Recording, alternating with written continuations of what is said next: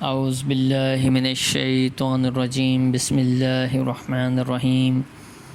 شروع کرتا ہوں میں اللہ تعالیٰ کے بابرکت نام سے جو بڑا مہربان اور نہایت رحم کرنے والا ہے۔ میرا نام Muhammad Abid, M Phil Urdu M Ed, lecturer جناب کالج جھنگ T1 سے آپ سے مخاطب ہوں۔ عزیز طلباء، گزشتہ دنوں میں سال دبم کے پہلے نثری سبق مناقب عمر بن عبدالعزیز رضی اللہ تعالیٰ عنہ کا آپ سے تعارف کروایا گیا۔ اس سبق کے اہم ترین نکات آپ کے سامنے تفصیل کے ساتھ بیان کیے گئے۔ عزیز طلباء، اب آپ کے سامنے 15 نمبر کا سوال اقتباسات کی حوالہ متن سیاق و سباق کی مدد سے تشریح کا آپ کے سامنے پیش کیا جائے گا۔ سالانہ امتحان میں یہ سوال نمبر 3 ہے۔ اس تیسرے سوال کے اندر 2 نثری اسباق میں سے اقتباسات دیے جاتے ہیں اور ان کی حوالہ متن سیاق و سباق کی مدد سے تشریح کرنا ہوتی ہے۔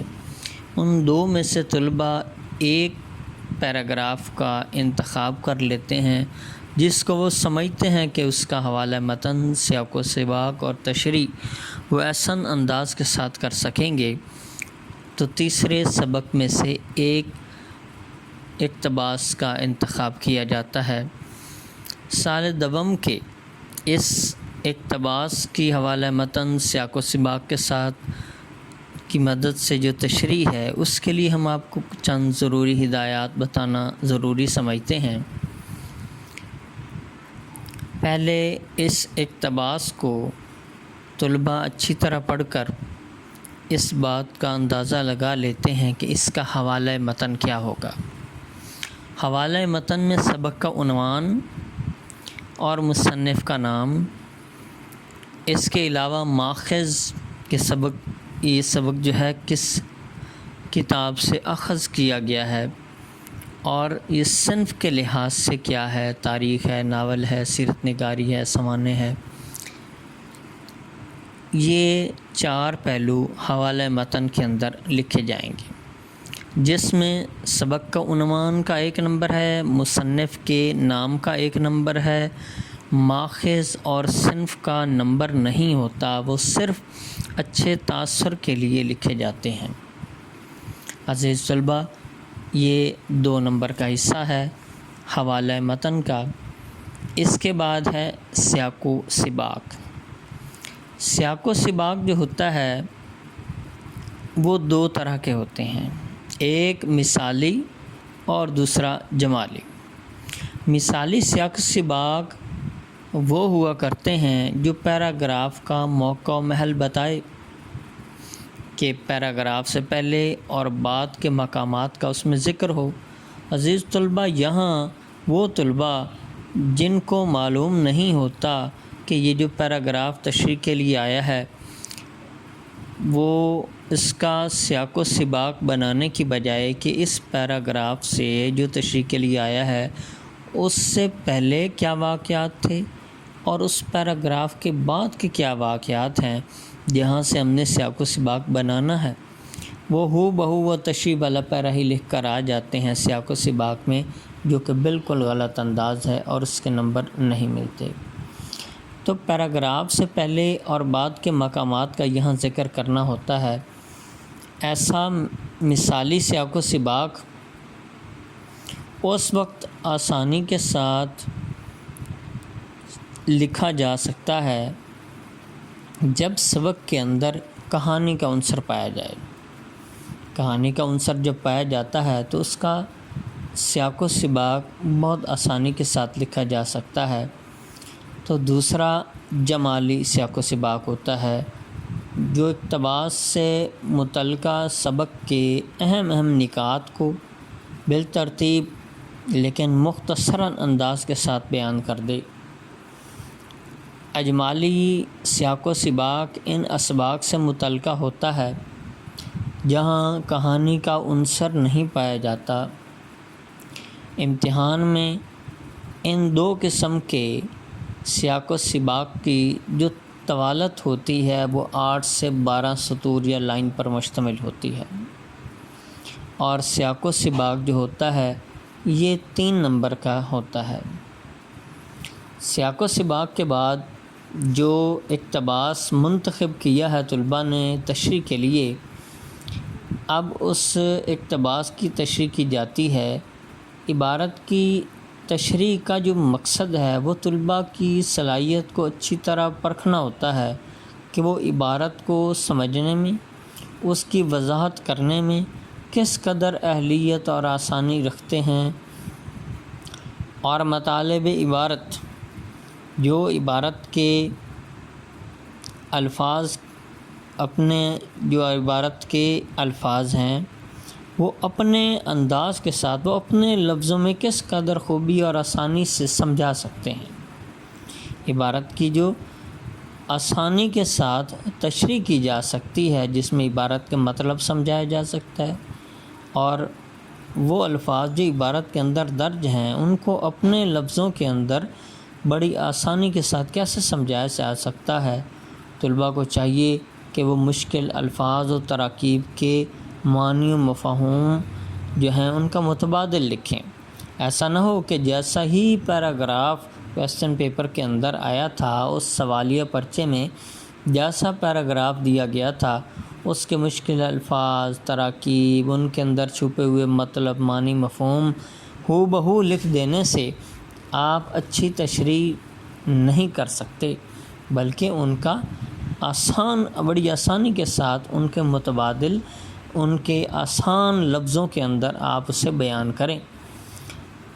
متعلقہ عبارت میں پیش کیے گئے جو خیالات ہوتے ہیں ان خیالات کو، اور اگر ساتھ اس پیراگراف کے اندر مثالیں بھی موجود ہوں تو ان کی بھی وضاحت ترتیب کے ساتھ کی جاتی ہے۔ ایسا ہرگز نہیں کیا جاتا کہ جو عبارت کے اندر خیالات پیش کیے گئے ہیں یا ساتھ جو مثالیں پیش کی گئی ہیں ان کو کوئی تشریح کی ابتدا میں کسی کو بیان کر دیا جائے، کسی کو وسط میں، کسی کو آخر میں، ایسا نہیں کیا جاتا، بلکہ جیسا ہی اس اقتباس کے اندر ترتیب کے ساتھ وہ خیالات آئے ہیں، مثالیں آئی ہیں، انہیں اسی صورت میں ہی ترتیب کے ساتھ وضاحت ان کی جاتی ہے۔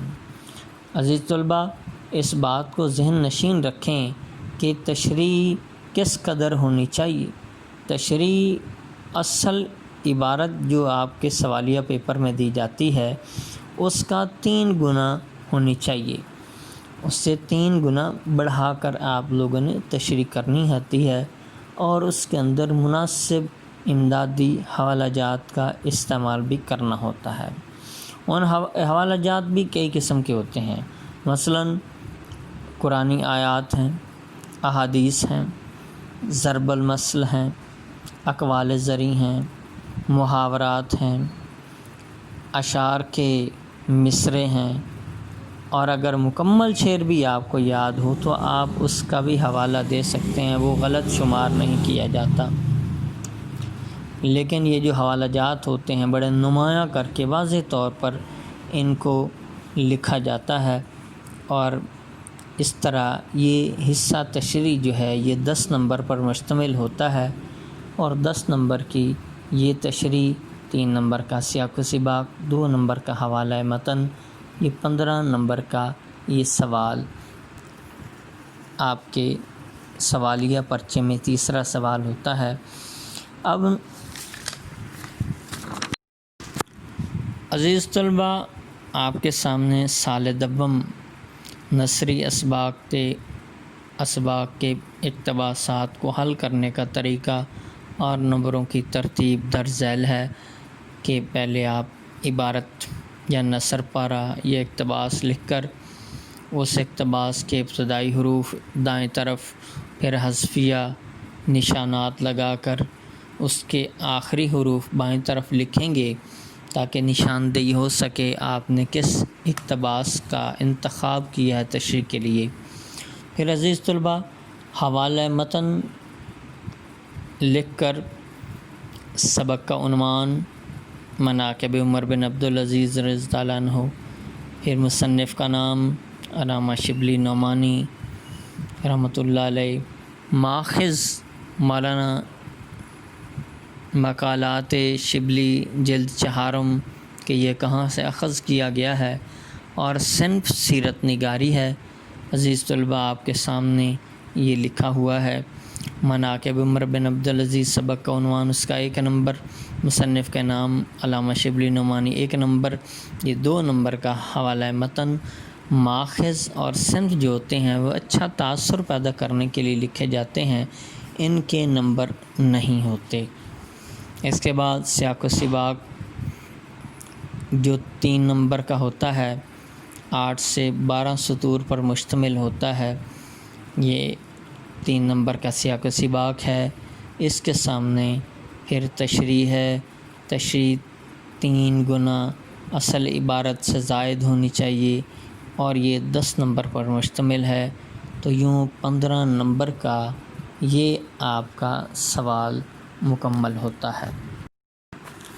عزیز طلباء، اسباق میں سے حصہ معروضی کا سوال کثیر الانتخابی، MCQs یا اسباق کے سوالات کے جوابات بھی 5 نمبر کا حصہ